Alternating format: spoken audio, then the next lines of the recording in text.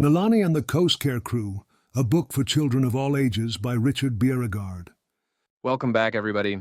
Today's deep dive is going to be pretty interesting, I think. We're talking about this children's book called Nalani and the Coast Care Crew. Have you heard of it? I have. Yeah. It's such a charming story. I think there's a lot there for adults too, honestly. I was really kind of taken aback by how much depth it had. For a kid's book, it really gets into environmentalism and community action and even deals with others' negativity and those people who just don't want to change. And it does it all through the eyes of this 12-year-old. That's what makes it so powerful. It shows that anyone, regardless of age, can really step up and make a difference. Absolutely. So tell me a little bit more about Nalani and what she's like. Well, she's got this really deep connection to nature, especially her local beach. And the story highlights her heritage too.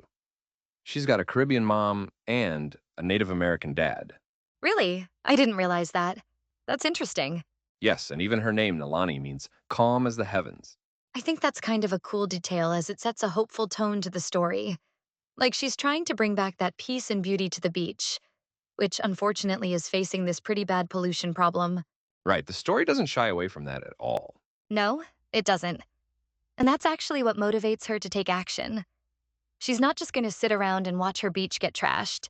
Exactly, she's a doer and she's got her friends to help her. Mateo and Aya. Mateo is the problem solver of the group, and Aya is super tech savvy. She's a whiz at social media. So they form this little crew and call it the Coast Care Crew. They each bring their own unique skills to the table. It's really cool how the story portrays that. And are they successful? Do they actually make a difference? Oh, yeah, definitely. Their first efforts are really quite impressive. They manage to collect a lot of trash, and they even inspire others to join in. That's awesome. It really shows the power of leading by example, and also how contagious enthusiasm can be. Right. If you see your friends doing something positive, you're more likely to want to jump in. It creates this ripple effect. Okay, so we've got this awesome crew and they're making a difference. They even start inspiring others to get involved. A few surfers join the crew: Larry, Jake, and Maya. They weren't just hanging out on the beach. They were actually using their skills to help with the cleanup. They were collecting floating plastic and trash from the water. They were using their surfboards and their knowledge of the currents to expand the reach of the cleanup. But I'm guessing it's not all smooth sailing. Well, every good story needs a little conflict, right? And that's where Mr. Grumble comes in. The grumpy fisherman. Yes, he's is the voice of negativity in the story. He's totally given up on the beach, thinks it's beyond saving. Yeah, he's pretty cynical. But I think we all know people like that. Those who just like to complain. But no, Nalani and her friends, they don't let him get to them. They try to educate him, show him how even small efforts can make a difference. So they're not just cleaning up trash, they're also trying to change people's mindsets. They understand that real change involves more than just picking up trash. It's about shifting perspectives, and that's where things get really interesting because a big storm hits the coast and washes up Mr. Grumble's fishing net, completely tangled and full of a massive clump of trash and plastic waste. It seems to be his wake-up call, as the pollution he's been ignoring suddenly becomes very real and very personal. It's no longer just an abstract problem and is directly impacting him. So I'm guessing this changes things for Mr. Grumble. Oh, it does. It really is a turning point for him. And he actually ends up apologizing to the kids. So he does a complete 180? He does. And you know what's even better? He joins the Coast Care Crew. He goes from being this grumpy obstacle to becoming a valuable member of the team. And Mr. Grumble, he actually brings a lot to the table, too. He knows the ocean really well. He's been fishing there for many years, so he can share his knowledge with the kids. Now everyone has something to contribute. So it became more than just picking up trash. It became an exciting community activity. And that's what's so powerful about this story. It shows how community involvement can really transform something that might seem like a chore into a positive shared experience. And it wasn't just a one-time thing, right? No, the beach cleanups became a regular event. They became a weekly thing, actually. I think it's a testament to the power of consistency. Small actions repeated over time can have a huge impact. And it's not just about the environment either, it's about building a stronger community. So it's like a win-win situation, a cleaner beach and a more connected community. So what else did they do?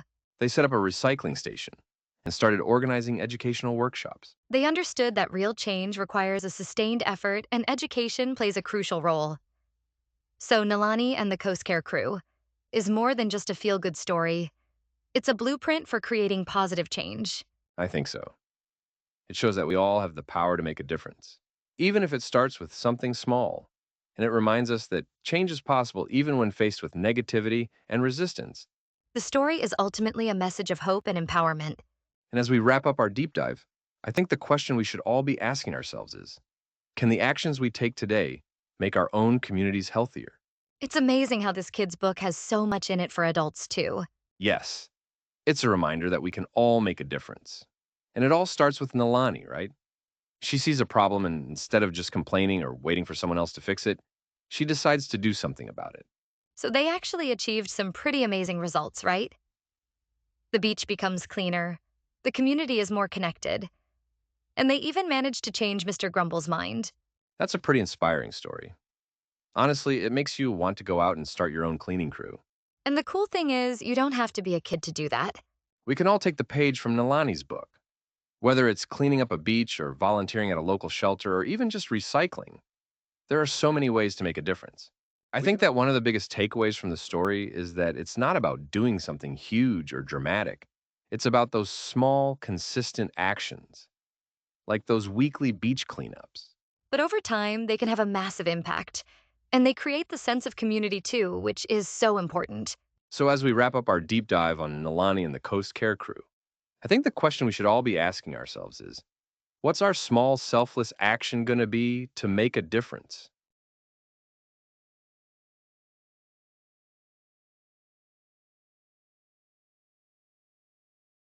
Give us a like and subscribe to our channel.